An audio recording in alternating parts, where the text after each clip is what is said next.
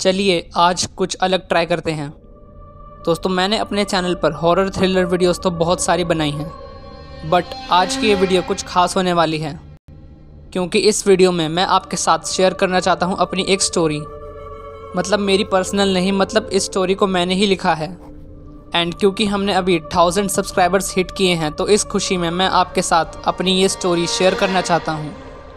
सो हाँ, ये वीडियो एक पॉडकास्ट टाइप वीडियो होने वाली है। आप चाहो तो सुनकर भी इस वीडियो को एंजॉय कर सकते हो, क्योंकि ये स्टोरी रिटन फॉर्म में है एंड मेरे पास विजुअल दिखाने के लिए ज़्यादा कुछ है भी नहीं।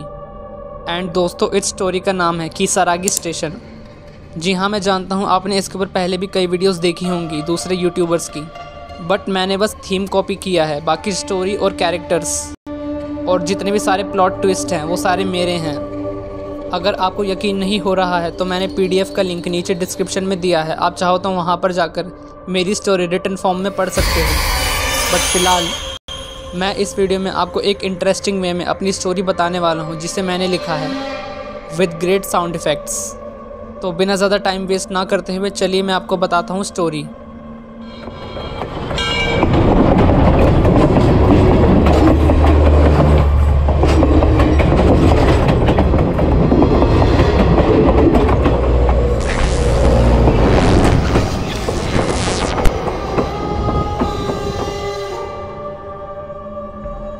अगर आप इसे पढ़ रहे हैं तो इसका मतलब है मैं मर चुका हूँ। ये जगह मेरी बीवी को तो निगल चुकी है, अब मेरी बारी है, इससे पहले कि मैं पागल हो जाऊँ।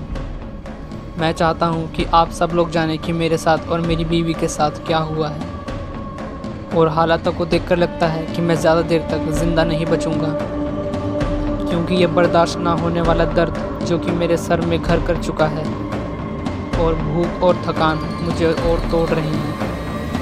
ये सब शुरू हुआ था आज से 5 दिन पहले, जब मैंने और मेरी वाइफ स्टेला ने डिसाइड किया कि हम एक ट्रिप पर चलते हैं, क्योंकि हम अपनी शादी के बाद से कहीं नहीं गए। सो इसीलिए मैंने अपने फ्रेंड स्टीव को कॉल किया कि वो पेरिस की टिकट अरेंज करा दे, क्योंकि वो एक एजेंट था। पर जब मैंने उसे कॉल किया तब मुझे कुछ अजीब सा सुनाई दिया, क्योंकि मुझे एक लॉन्ग रिंग सुनाई दी जो कि काफ़ी अजीब था। जिसके बाद उसने फ़ोन उठाया एंड उसने बिना कुछ बोले ही मुझसे कहा, अगर तुम्हें टिकट्स चाहिए तो तुम्हें कीसारागी स्टेशन आना होगा, क्योंकि मैं यहाँ पर नहीं हूँ। एंड कीसारागी स्टेशन पर मेरा एक दोस्त है, वो तुम्हारी हेल्प करेगा। ये काफ़ी अजीब था, क्योंकि मैंने तो उसे बताया ही नहीं था कि मैंने उसे किस लिए कॉल किया है। देन फिर उसे कैसे पता चला कि मैं स्टेशन के लिए बुक। इससे पहले कि मैं आगे कुछ बोलता, उसने कहा कि स्टेशन पर जाकर अपना फ़ोन यूज़ मत करना। एंड देन कॉल कट हो जाता है, जो कि काफ़ी अजीब बिहेवियर था उसका, क्योंकि आज से पहले उसने ऐसा कभी नहीं किया था।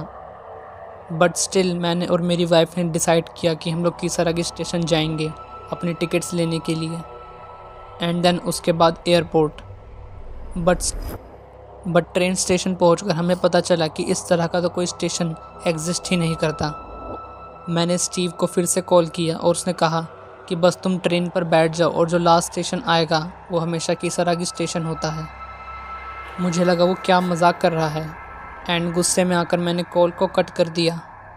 एंड मैं और मेरी वाइफ निकल पड़े घर के लिए वापस ट्रेन में बैठकर। बट तभी कुछ ऐसा होता है जिसकी हमने कल्पना भी नहीं की थी। अचानक से ट्रेन के सभी लोग गायब हो चुके थे, लाइट्स ने फ्लिकर करना शुरू कर दिया था, एंड हमारी ट्रेन की स्पीड भी और ज़्यादा बढ़ चुकी थी। एंड कुछ देर ऐसा होने के बाद हमारी ट्रेन एक स्टेशन पर रुकी, जिसका नाम था कीसारागी स्टेशन। मुझे नहीं पता कैसे, बट किसी तरह हम लोग कीसारागी स्टेशन पर पहुंच चुके थे। मुझे लगा ये एक आखिरी स्टेशन होगा, तो इसीलिए मैंने अपने फ्रेंड को दोबारा कॉल किया। एंड इस बार उसने कुछ ऐसा कहा जिसको सुनकर मेरे पैरों तले ज़मीन खिसक चुकी थी। उसने कहा कि पहली बार ही तुमने मुझे कभी कॉल किया ही नहीं टिकट्स के लिए। उसकी शादी के बाद से मैं उसे पहली बार कॉल कर रहा हूँ। इतने में आगे कुछ बोल पाता, फ़ोन अपने आप ही कट हो गया। पर अगर वो स्टीव नहीं था तो फिर किसने मुझसे कहा कीसारागी स्टेशन पर आने के लिए? ये मेरी ज़िंदगी की सबसे बड़ी मिस्ट्री बनकर रह गई। हमें नहीं पता था आगे क्या करना है। ना ही तो ट्रेन का कोई ड्राइवर था और ना ही उस स्टेशन के आसपास कोई लोग।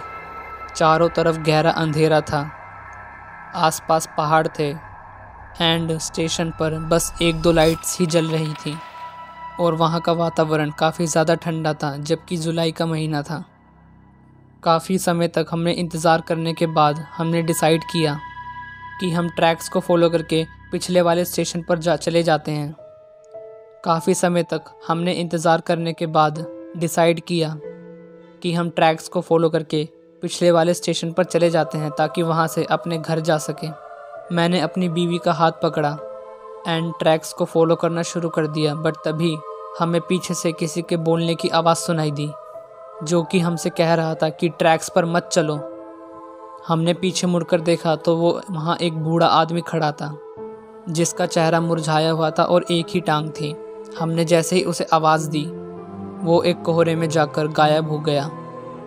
हमें खुद अपनी आंखों पर विश्वास नहीं हो रहा था कि हमने अभी क्या देखा एंड उससे डरकर हमने ट्रैक्स पर और तेज़ी से भागना शुरू कर दिया। और देखकर ऐसा लग रहा था कि ये जो टनल है जो कि ट्रैक्स को फॉलो कर रही है, ये एंडलेस है। हम बस चले ही जा रहे थे बट कभी एंड तक पहुंच ही नहीं पा रहे थे। ये सब होना शुरू ही हुआ था कि तभी हमारे सामने से एक स्कूल गर्ल हम आ रही थी, जिसके चेहरे पर कोई भी फेशियल एक्सप्रेशन नहीं थे एंड पूछने पर उसने अपना नाम हासुमी बताया और बस एक लाइन में हमसे कहा, लगता है आप लोग भी यहाँ फंस चुके हो। मैंने उससे कहा कि तुम हमारे साथ आ सकती हो, बट उसने मना कर दिया। उसने कहा कि मेरी किस्मत इस जगह से बंध चुकी है। और जो उसने हमें बताया वो सुनने के बाद हमें खुद यकीन नहीं हो रहा था। उसने कहा कि ये कीसरागी स्टेशन इंसानों की दुनिया और शैतानों की दुनिया के बीच में कहीं लाई करता है। मतलब ये एक तरह का रास्ता है शैतानी दुनिया में जाने का और इंसानी दुनिया में आने का, जहाँ पर एक बार अगर आप फंस गए तो कभी बाहर नहीं आ सकते। इतना बोलते ही वो भी वहाँ से गायब हो गई उस बूढ़े आदमी की तरह। ये देखते ही हमने और तेज़ी से टनल के एंड की तरफ भागना शुरू किया और किसी तरह हम एंड तक पहुँच गए। बट जो हमने देखा उसके बाद से हमारे जीने की इच्छा ही मर चुकी थी। हमने टनल के एंड में देखा कि हमने जहाँ से शुरू किया था हम वहीं पर आ गए, जैसे कि हम किसी लूप में फंस चुके हों। और इतना ही काफ़ी नहीं था, उसी के बाद से हमें बेल्स बजने की आवाज़ें हमारे कानों में गूंजती हुई सुनाई दे रही थी। ऐसा लग रहा था कोई बहुत ज़्यादा तेज़ ड्रम बजा रहा हो। थोड़ा और आगे चलने के बाद जो मैंने देखा, मुझे अपनी आंखों पर विश्वास नहीं हुआ। मुझे अपनी बीवी की डेड बॉडी दिखाई दी। अगर मेरी बीवी मर चुकी है तो मैं इतने समय से किसका हाथ पकड़े हुए था? और तब से 5 दिन हो चुके हैं। मेरे पास ना तो कुछ खाने के लिए है ना ही पीने के लिए, और ये घंटी की आवाज़ें मुझे पागल कर रही हैं। मुझे सच में नहीं पता क्या करना है और कहाँ जाना है। अगर आप भी ये पढ़ रहे हो, इसका मतलब आप भी यहाँ पर फंस चुके हो। बट उम्मीद मत छोड़ना, मैं और मेरी बीवी तुम्हारे साथ ही हैं, जो कि मुझे घूर रही है ये लेटर लिखते हुए, एक अजीब सी हंसी के साथ विद ज़ीरो फेशियल एक्सप्रेशन। अगर आप भी यहाँ पर फंस चुके हो तो चिंता मत करना, मेरी आत्मा तुम्हें रास्ता दिखाएगी। बस मेरा नाम ले लेना, जो है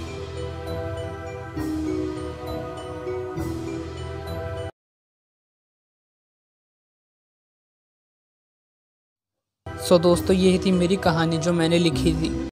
उम्मीद है आपको थोड़ी बहुत ही पसंद आई होगी। एक बार आप इसका रिटन फॉर्मेट में ज़रूर पढ़ के देखना। उम्मीद है आपको उसमें ज़्यादा अच्छे से समझ आए। अगर आप चाहते हो मैं अपनी स्टोरी और भी ऐसी बताऊं जो कि मैंने लिखी हुई है, तो कमेंट करके ज़रूर बताना। मैं एक और ऐसी पॉडकास्ट टाइप वीडियो बना दूंगा, क्योंकि मेरे पास एक स्टोरी और है आपको बताने के लिए। तब तक के लिए वेट करते हैं नेक्स्ट वीडियो के लिए, मैं जल्द ही लेकर आऊँगा। Thanks for watching.